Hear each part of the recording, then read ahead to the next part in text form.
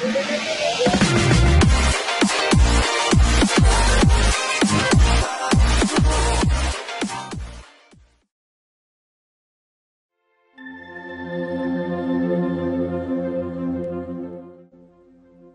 Novel اباقہ قسط number 67۔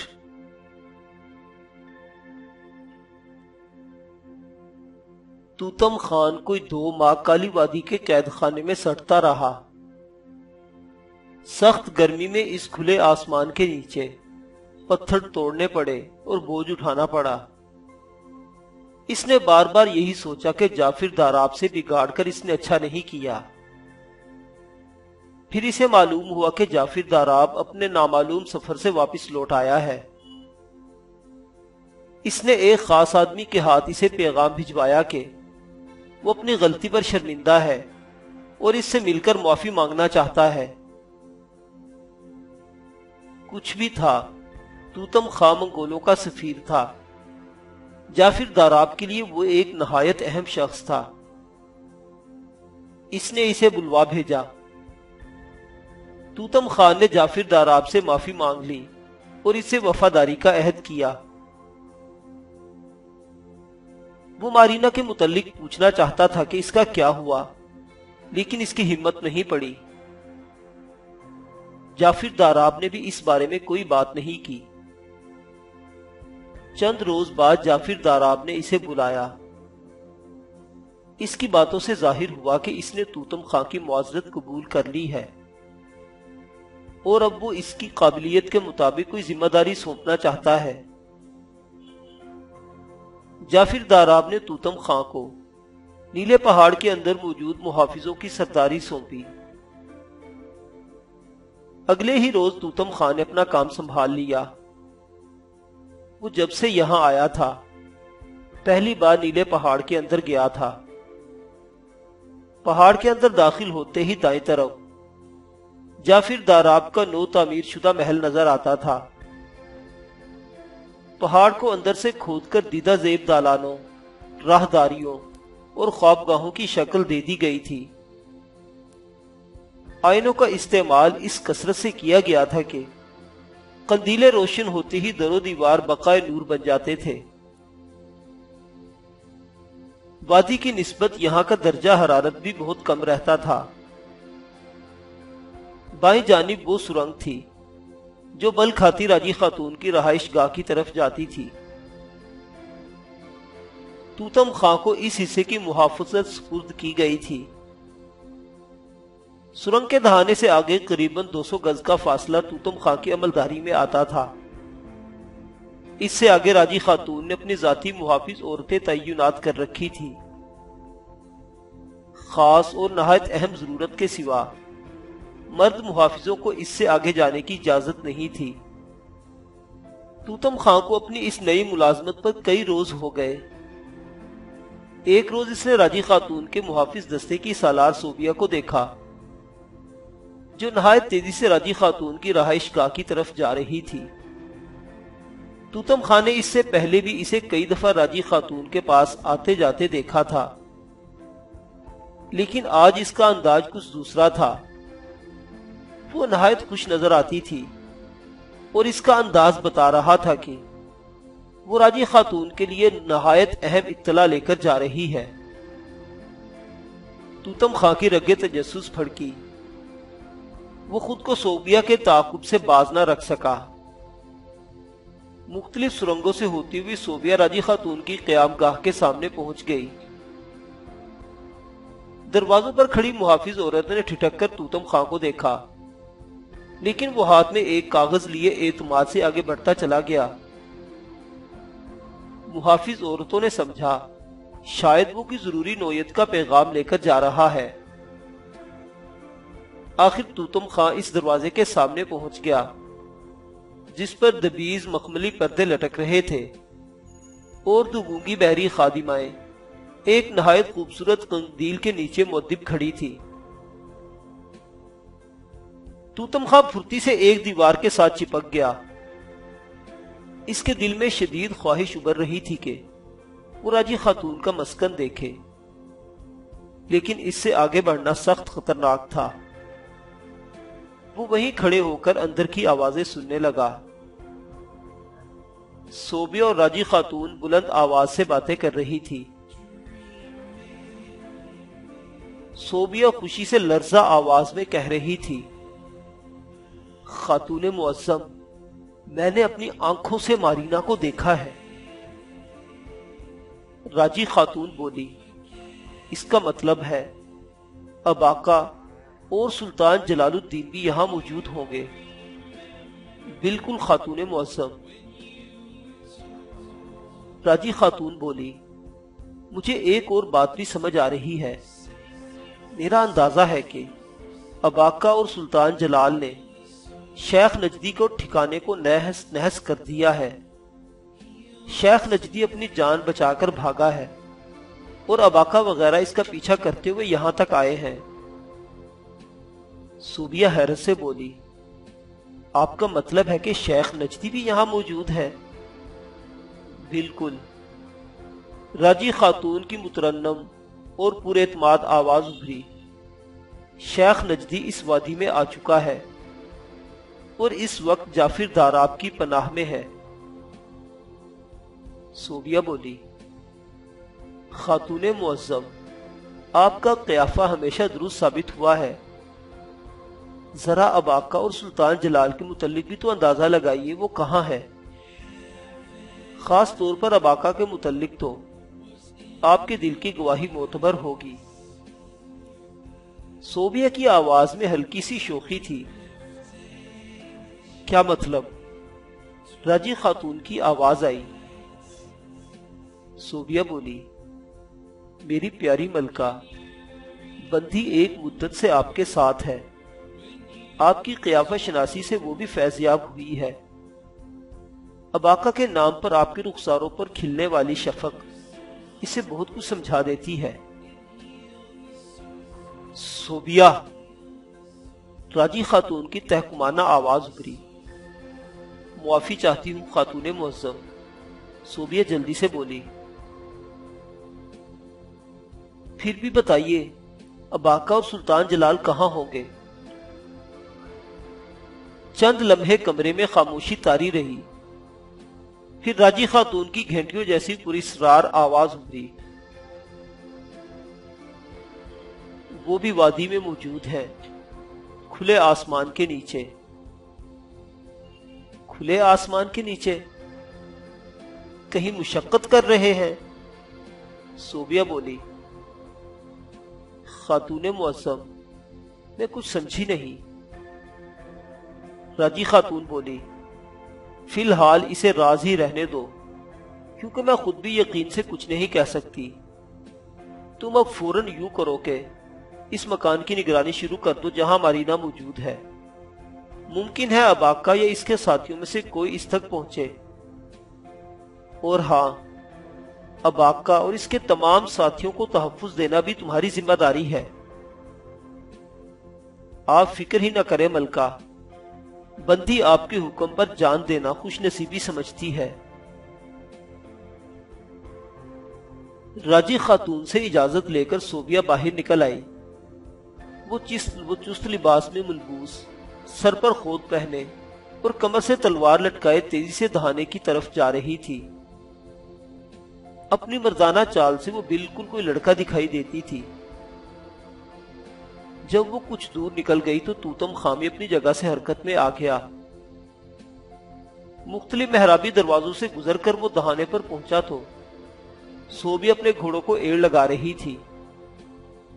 توتم Khan بھاگ کر اپنے گھوڑے تک گیا اور صوبیہ کے پیچھے لگ گیا۔ شام کا وقت تھا۔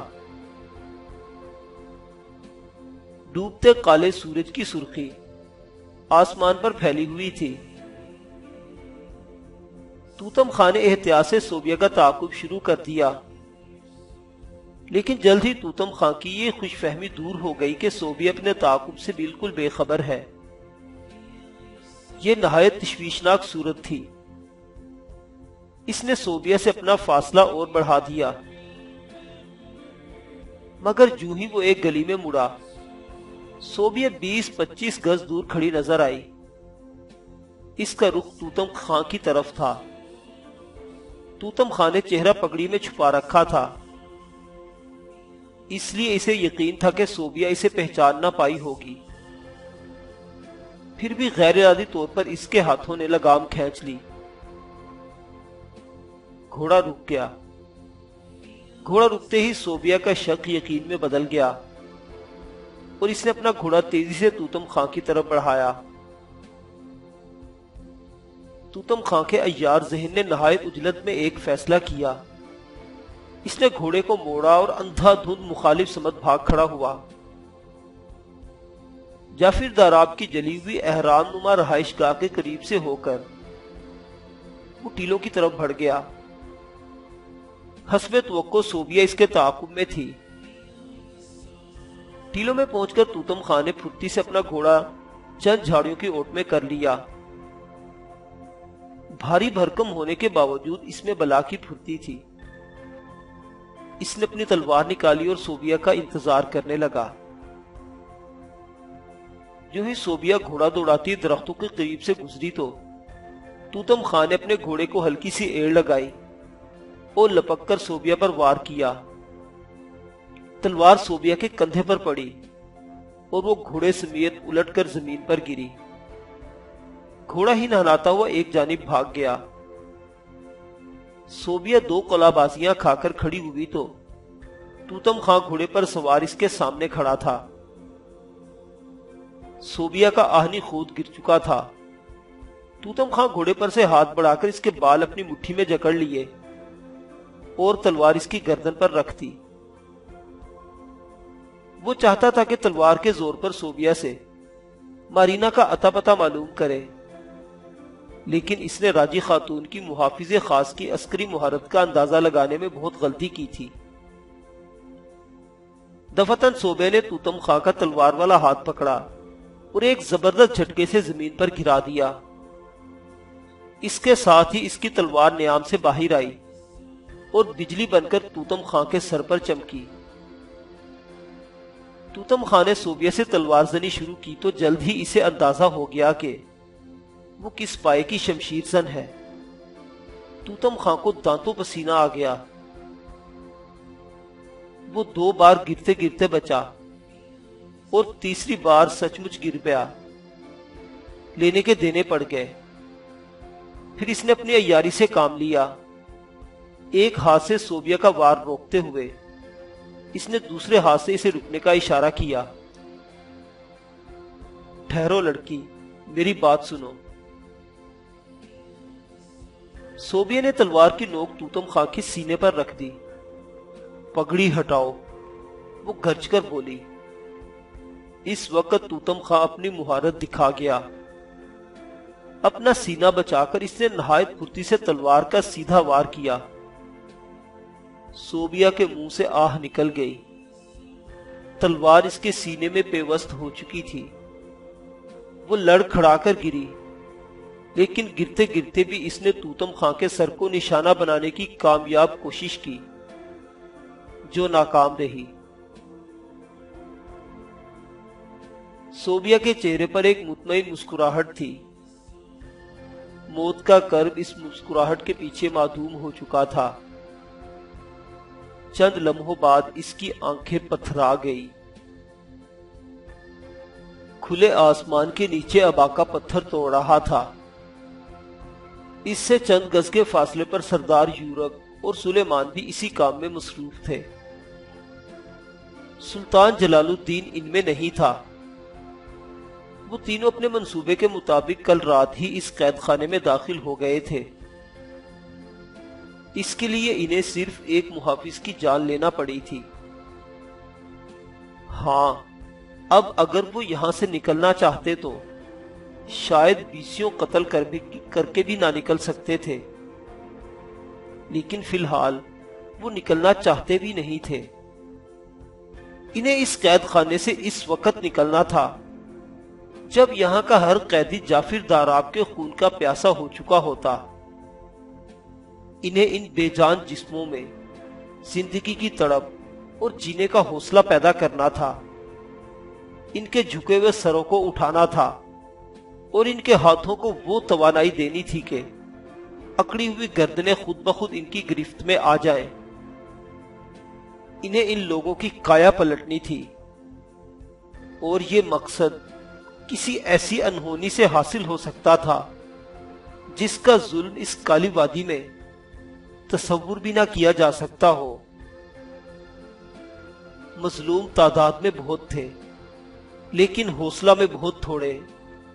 ان کی خوابیدہ حوصلوں کو کسی سورہ اسرافیل کی ضرورت تھی۔ پھر وہ قیامت کا روز بھی آ گیا، جب چند سرفروشوں کی دیوانگی نے ایک سور پھونکا، ظلم و ستم کی پختہ قبریں پھٹ گئیں، صدیوں کے مردہ جسم جاگ اٹھے اور محشر برپا ہو گیا۔ وہ اس وادی کا ایک گرم ترین اور طویل دن تھا۔ دوپہر کے وقت آسمان سے آگ نچھاور ہو رہی تھی، زمین بھٹی کے لوہے کی طرح تپ رہی تھی۔ ایک عورت اپنے معصوم بچے کو ایک چٹان کے مختصر سائے میں لٹائے پتھر توڑ رہی تھی۔ یہ پتھر قریباً نصف فرلانگ دور اس مقام پر پہنچائے جا رہے تھے جہاں ماہر کاریگر بیٹھے انہیں خوبصورت اینٹوں میں تراش رہے تھے۔ عورت وزنی پتھر سر پر اٹھائے ذرا دم لینے کے لیے رکی تو سردار یورک کے قریب بیٹھ گئی۔ سردار یورک نے کہا، اے عورت، اس مشقت سے تیرا سارا جسم آنسو اگل رہا ہے، تو تیری آنکھوں کو رونے کی کیا ضرورت ہے؟ عورت نے پھٹی اوڑنی سے آنسو پوچھتے ہوئے اس چٹان کی طرف اشارہ کیا جہاں چند لمحے پہلے اس کا نومولود بچہ گلا پھاڑ پھاڑ کر رو رہا تھا۔ اب وہ چپ ہو چکا تھا۔ وہ بولی، میں اپنے بچے کو دیکھنا چاہتی ہوں، وہ چپ کیوں ہو گیا ہے؟ محافظ نے مجھ پر کوڑے برسائے، کہتا ہے کہ بچہ روتا ہے تو تم دوڑتی ہو اور چپ ہو جاتا ہے تو تم دوڑتی ہو۔ اپنا کام کرو۔ اب تم بتاؤ بھائی، مجھے کیا معلوم وہ روتے روتے چپ ہوا ہے یا چپ ہوتے ہوتے چپ ہو گیا ہے۔ عورت زوروں کی طار رونے لگی، پھر ہچکیاں لیتے ہوئے یورک سے بولی، بھائی، میرا اتنا کام کر سکتے ہو کہ اس بد نصیب کو جا کر دیکھ لو، زندہ بھی ہے یا؟ وہ پھر رو دی۔ یورک بولا، میں بہت دیر سے تجھے دیکھ رہا ہوں۔ دیکھو بی بی، وہ تیرا بچہ ہے۔ دنیا کی کوئی طاقت ایک ماں کو ایک روتے بلکتے بچے کے پاس جانے سے نہیں روک سکتی، اور اگر وہ کسی وجہ سے رکتی ہے تو پھر وہ ماں نہیں۔ جا تو اپنے بچے کے پاس، میں دیکھتا ہوں کون تیرے راستے میں آتا ہے۔ عورت جیسے پہلے ہی کشمکش میں مبتلا تھی۔ اس نے گھوم کر ایک نظر کوڑا بردار پہرے دار کی طرف دیکھا، پھر ایک نظر بچے کی طرف دوڑائی اور بے اختیار ہو کر اس کی جانب لپکی۔ پہرے داروں کی مکروہ آوازیں فضا میں گونجی، لیکن وہ عورت تیر کی طرح بڑھتی چلی گئی۔ اس نے بچے کو جا کر دیکھا، سینے سے لگایا اور پھوٹ پھوٹ کر رونے لگی۔ پہرے دار لمبے لمبے ڈگ برتا اس کے سر پر پہنچ گیا۔ کچھ سنے بغیر اس نے عورت پر کوڑے برسانے شروع کر دیے۔ میرا بچہ مر گیا ہے، میرا بچہ مر گیا ہے۔ عورت ہذیانی انداز میں چیخی، لیکن کوڑے برسانے والے کا ہاتھ نہیں رکا۔ عورت مردہ بچے کو ضربوں سے بچانے کی کوشش کرتی رہی، پھر وہ گری اور بچہ اس کے ہاتھ سے چھوٹ گیا۔ پہرے دار جسے غصے میں دیوانہ ہو رہا تھا، قیدی کن اکھیوں سے یہ منظر دیکھ رہے تھے۔ کسی میں اتنی جرت بھی نہیں تھی کہ آنکھ بھر کر ادھر دیکھتا۔ پہرے دار کوڑے لہراتے ہوئے لوگوں پر چیخ رہا تھا، سب اپنا اپنا کام کرو، تم سب اپنا اپنا کام کرو۔ سب اپنا اپنا کام کر رہے تھے۔ اور ایک عورت مظلومیت کی انتہا سے گزر رہی تھی۔ سردار یورک نے اپنے ہاتھ سے ہتھوڑا پھینکا اور تیزی سے عورت کی طرف لپکا۔ اس کے بوڑھے جسم میں چیتے کی سی پھرتی اوت کر آئی تھی۔ پھر اس نے پہرے دار کا لہراتا ہوا کوڑا اپنے ہاتھ میں تھام لیا۔ غلیظ گالیوں کی بوچھاڑ منگول کے سینے سے برآمد ہوئی۔ ایک خوفناک ٹکر اس نے پہرے دار کے چہرے پر ماری اور دیوانوں کی طرح اس پر ٹوٹ پڑا۔ یہ منظر حیران کن تھا۔ قیدیوں کی گردنیں خود بخود اس طرف مڑ گئی۔ جو جہاں تھا وہیں ساکت ہو گیا۔ وہ جیسے کوئی خواب دیکھ رہے تھے۔ بوڑھا منگول تنومند پہرے داروں کو اٹھا اٹھا کر پٹخ رہا تھا۔ ایسا منظر انہوں نے پہلے کہاں دیکھا تھا۔ پہرے دار کی چیخیں بہت بلند تھیں۔ پھر بہت سے پہرے دار کوڑے لہراتے ہوئے اس طرف لپکے۔ انہوں نے سردار یورک پر کوڑوں کی بارش کر دی، لیکن وہ کوئی خستہ حال قیدی نہیں تھا، منگول سردار تھا۔ قراقرم میں سینکڑوں سپاہی اس کے اشارے پر چلتے تھے۔ اس کی تلوار کی دھوم دور دور تھی۔ وہ اپنی پوری طاقت کے ساتھ کوڑا برداروں سے ٹکرا گیا۔ اس نے لمحوں میں ان کے چھکے چھڑا دیے۔ عقاب کی طرح لپک کر اس نے ایک پہرے دار سے تلوار چھینی اور بے دریغ چلانا شروع کر دی۔ کوئی 10 پہرے داروں کو بھیڑوں کی طرح ہانکتا ہوا وہ میدان کے آخری کنارے تک لے گیا۔ اچانک سلیمان ایک پتھر پر چڑھ کر چیخا، دیکھتے کیا ہو، پکڑ لو ان کو، یہ تمہاری عورتوں اور بچوں کے قاتل ہیں، ان خونی بھیڑیوں سے حساب لو۔ سردار یورک کی بے جگری اور بے باکی نے قیدیوں میں جوش و خروش کی ایک لہر دوڑا دی تھی۔ سلیمان نے زمین پر گرے بچے کی لاش ہاتھ میں اٹھا کر آسمان کی طرف بلند کی اور پکارا، یہ 2 ماہ کا معصوم انصاف مانگتا ہے۔ اسے کس جرم کی سزا دی گئی؟ کس جرم میں بھوکا پیاسا مارا گیا اسے؟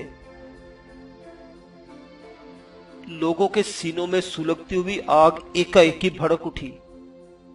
ان کے چہرے اندرونی غضب سے تمتمانے لگے۔ پھر کسی نے ایک کونے سے چیخ کر کہا، مارو ان ظالموں کو۔ دوسرے کونے سے کسی نے نعرہ تکبیر بلند کیا اور لوگ تیزی سے پہرے داروں کی طرف لپکے۔ یکا یک ایک آواز نے سب کو ٹھٹکا دیا۔ قید خانے کے داخلی راستے سے گھڑ سواروں کی ایک طویل قطار اندر داخل ہو رہی تھی۔ زرہ پوش مسلح سپاہی تیزی سے میدان میں جمع ہو رہے تھے۔ ان کے ہاتھوں میں ڈھالیں اور چمکتی ہوئی تلواریں تھیں۔ پھر ان کے عقب سے ایک گھڑ سوار تیزی سے آگے آیا۔ 2 گھڑ سوار اس کے عقب میں تھے۔ یہ جعفر داراب تھا، اس وادی کا سفاک ترین شخص۔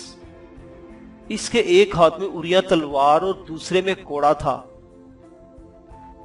وہ بڑے اعتماد سے مجمع کے سامنے پہنچا۔ اسے دیکھتے ہی لوگ پیچھے ہٹنے لگے۔ سردار یورک سے لڑنے والوں کی مدد کو کچھ اور محافظ پہنچ گئے۔ ایک نے عقب سے سردار پر وار کیا۔ جو ہی سردار لڑکھڑایا، محافظوں نے اسے دبوچ لیا۔ پھر وہ اسے بری طرح زد و کوب کرنے لگے۔ مجمع میں سے کسی نے نعرہ لگایا، جعفر داراب ظالم ہے، اور ایک پتھر اس کے گھوڑے کی طرف اچھالا۔ یہ وہی شخص تھا جس نے اس سے پہلے نعرہ تکبیر بلند کیا تھا۔ جعفر داراب نے تیزی سے گھوڑے کو ایڑ لگائی اور نہایت دلیری سے مجمع میں گھس گیا۔ پتھر پھینکنے والے شخص نے لوگوں میں چھپنے کی کوشش کی، لیکن جعفر داراب نے اسے دبوچ لیا۔ بالوں سے پکڑ کر گھسیٹتا ہوا وہ اسے باہر لے آیا۔ یہ ایک ادھیڑ عمر شخص تھا۔ خشک بال اور بے تحاشا بڑی ہوئی داڑھی، جسم ہڈیوں کا ڈھانچہ ہو رہا تھا، لیکن وہ پوری قوت سے خود کو جعفر داراب کی گریب سے چھڑانے کی کوشش کر رہا تھا۔ جعفر داراب نے اسے دھکا دیا اور زرہ پوش سپاہیوں کے سامنے جا گرا۔ جعفر داراب کے اشارے پر سپاہی اسے بے دردی سے مارنے لگے۔ چند ہی لمحوں میں اوندے منہ بے ہوش پڑا تھا۔ جعفر داراب نے ایک جھٹکے سے اپنا کوڑا ہوا میں لہرایا، تڑاخ کی آواز آئی۔ جعفر داراب پھکارا، اور کس کو شوق ہے پتھر پھینکنے کا، اور کون نعرہ لگائے گا؟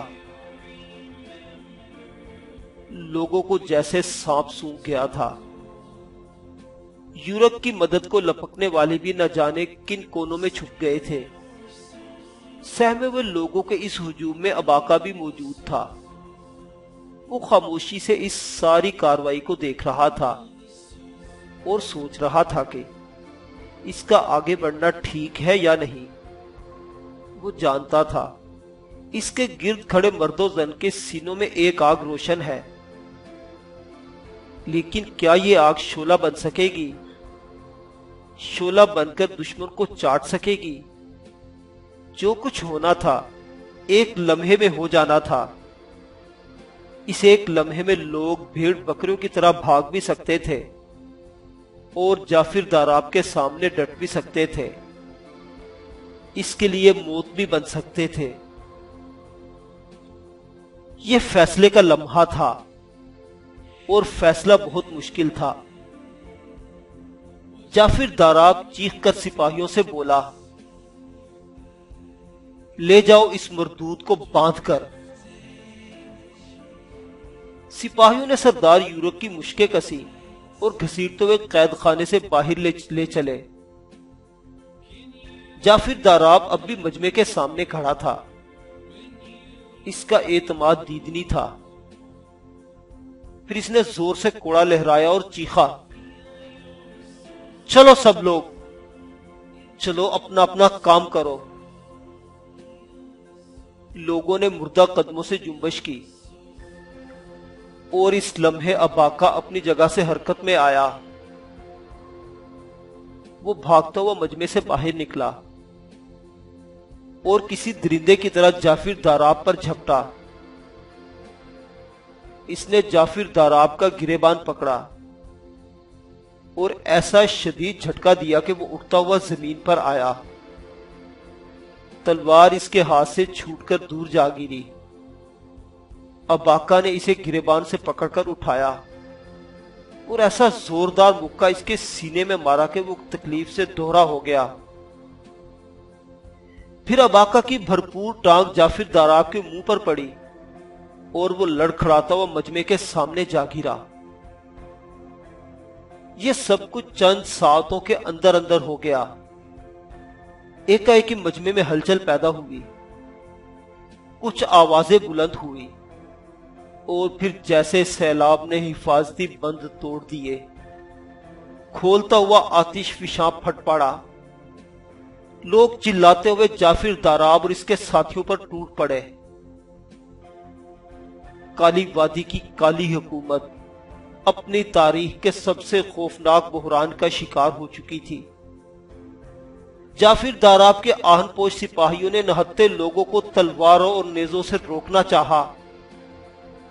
نعرے بلند ہوئے، چیخیں گونجی۔ اباقہ نے اپنے چاروں جانب بھاگتے دوڑتے قدموں کی آوازیں سنی۔ اس نے نہتے ہجوم کو سپاہیوں پر جھپٹتے پلٹتے اور پھر جھپٹتے دیکھا۔ اس نے جعفر داراب کی لاش کو لوگوں کے قدموں میں مسخ ہوتے دیکھا۔ اس نے محافظوں کے نیزوں پر اچھلتے جسم دیکھے۔ اس نے قیدیوں کے جوش سے تمتماتے چہرے دیکھے اور ان کے فاتحانہ نعرے سنے، اور وہ سمجھ گیا کہ اب رکنے کا نہیں، آگے بڑھنے کا وقت ہے۔ سوچنے کی نہیں، عمل کی گھڑی ہے۔ جو آگ فیروزہ ہو چکی ہے وہ سب کچھ جلا سکتی ہے۔ جو سیلاب بہہ نکلا تھا وہ ہر چٹان کو بہا سکتا تھا۔ اس نے گھوڑا سنبھالا اور ناراض لوگوں کے درمیان سے راستہ بناتا جیل کے داخلی دروازے تک پہنچ گیا۔ اس نے تلوار دونوں ہاتھوں میں بلند کی اور چلایا، آگے بڑھو دوستو، جعفر داراب کی فوج کا ایسا حشر کر دو کہ تمہارے مظلوموں کی روحیں سکون پا جائیں۔ آج حساب لے لو اپنے تمام زخموں کا۔ لوگوں نے اس شیردل نوجوان کو اپنے سامنے دیکھا تو ان کے حوصلے سوا ہو گئے۔